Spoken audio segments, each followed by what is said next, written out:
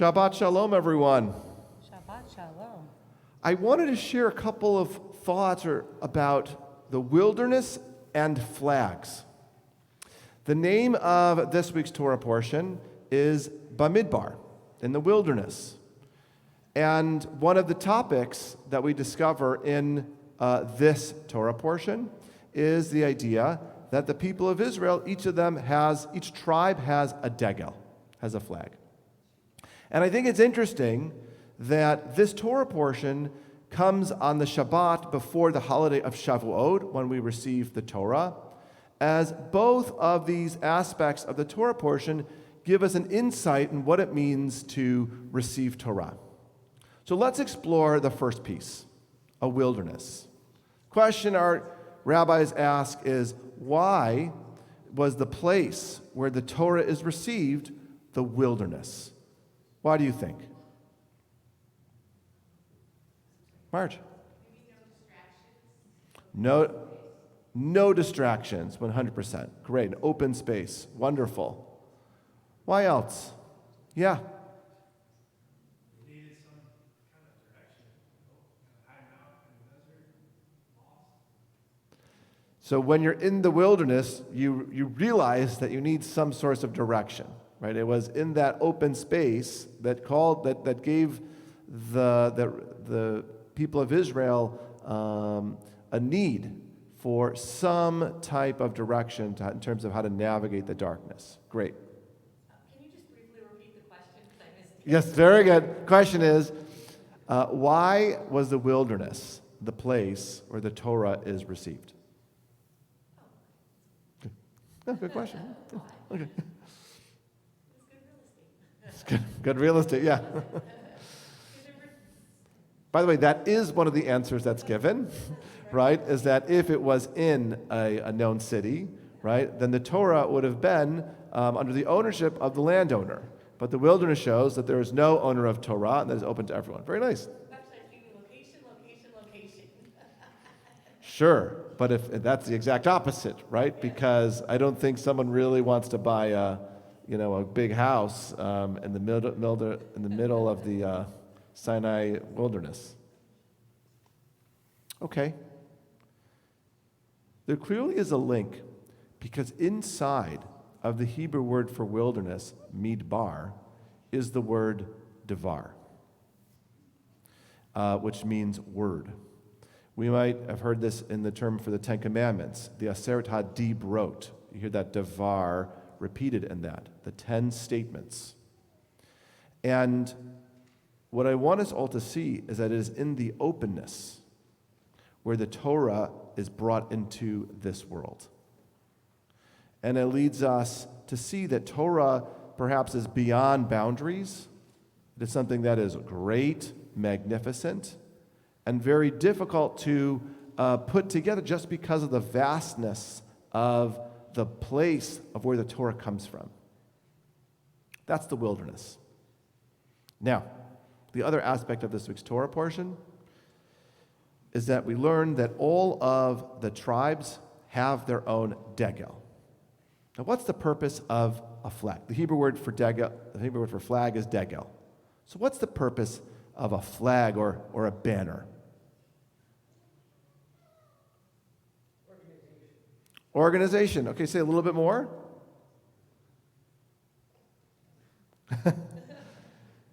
We want to know where everyone is, okay? So it helps knowing that, okay, your flag over here. Maybe perhaps you're lost and you want to find your tribe. Oh, there we are.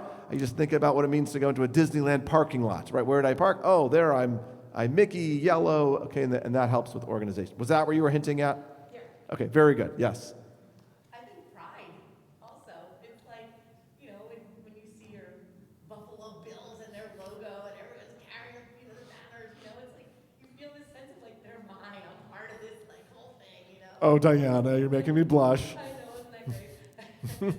But I think about different flags, like your college alma mater, say. You've got a flag for that. You have it's logo. I like you're saying. Like in today's terms, like branding.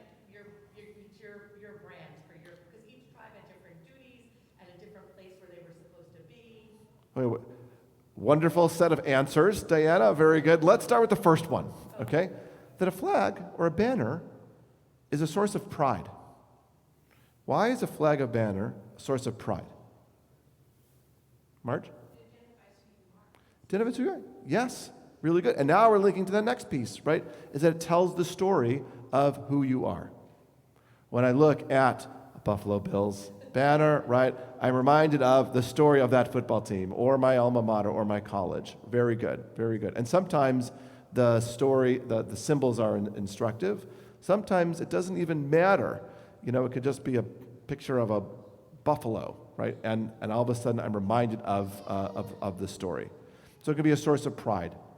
Anyone else?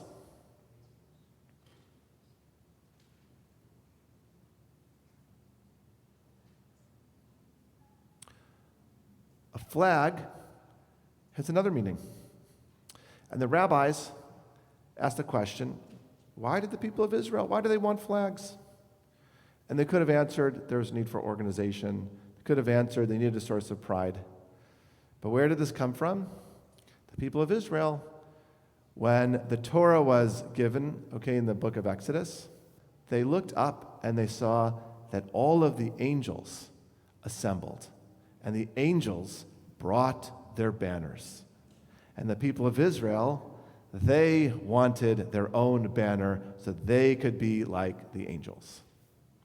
Now, what does this midrash tell us about the purpose of a flag or a banner?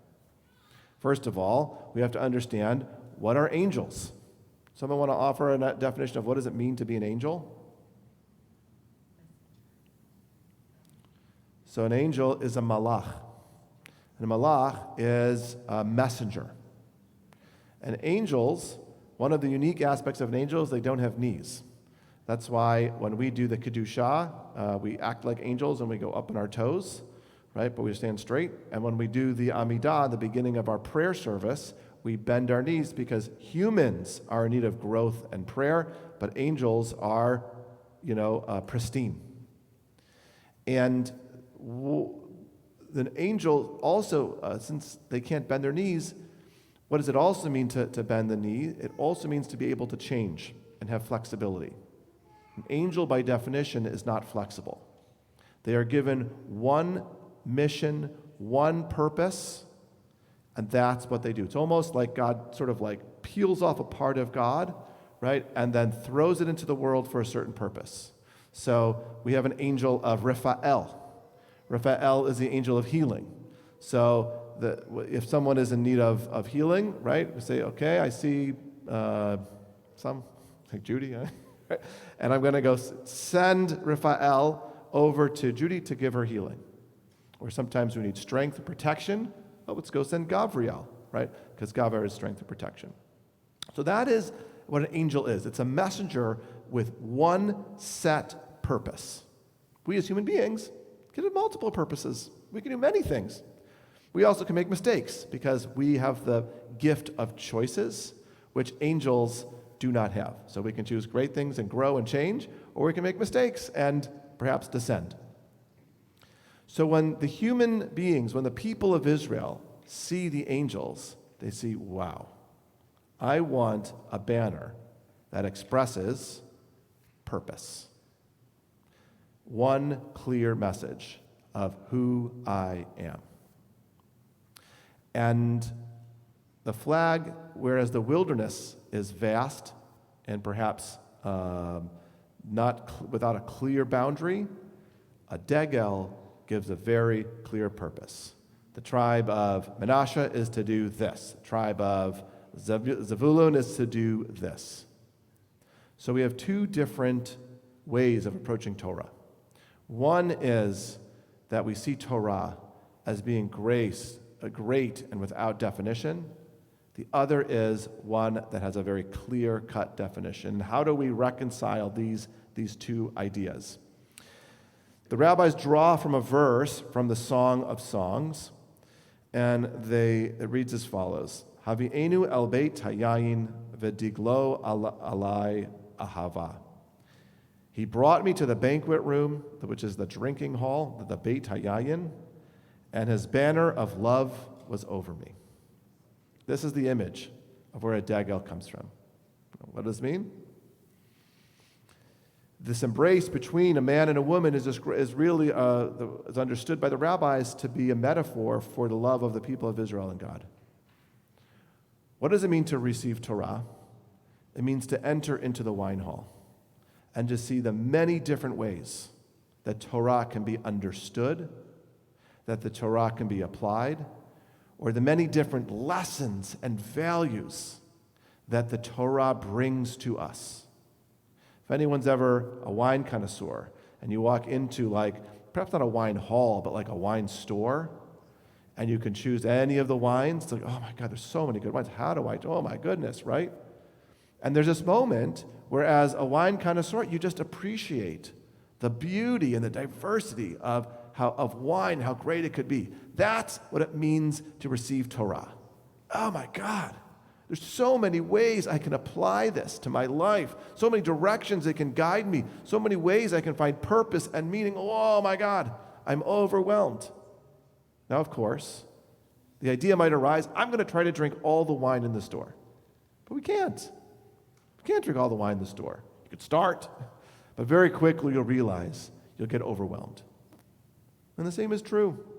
Sometimes we get overwhelmed with the idea of Shavuot, meaning I have to know all of Torah this Thursday night. And I'm going to go to the Tikkun Leil Shavuot and have a beautiful service led by Zimrat Yah at 8 p.m. Tell Rabbi Kornberg I gave him some marketing. If you're watching Rabbi Kornberg, I gave you some marketing. And I'm going to know all the Torah. And that's not a fair expectation. Rather, what's the goal when you go into a wine store? You find and choose one wine. And you know perhaps it might not be perfect, but you have a sense you've made a choice, and it's going to resonate, and it's going to give you a really wonderful experience. And that's the Diglo Shel Ahava.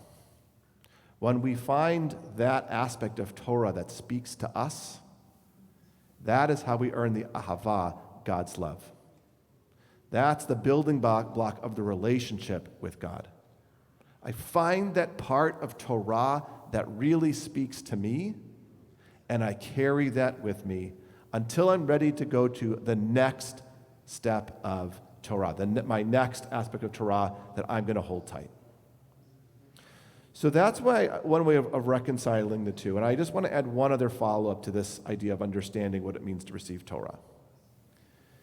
If Torah is really a wine hall, and it is vast, and we make a choice, then if we see someone who has a different take on Torah, sometimes we see someone who has a different take as being different or as being threatening, when according to this midrash, they have gone through the same process as us and just chosen a different bottle of wine, just chosen a different aspect of wine, but they are drawing from the same source.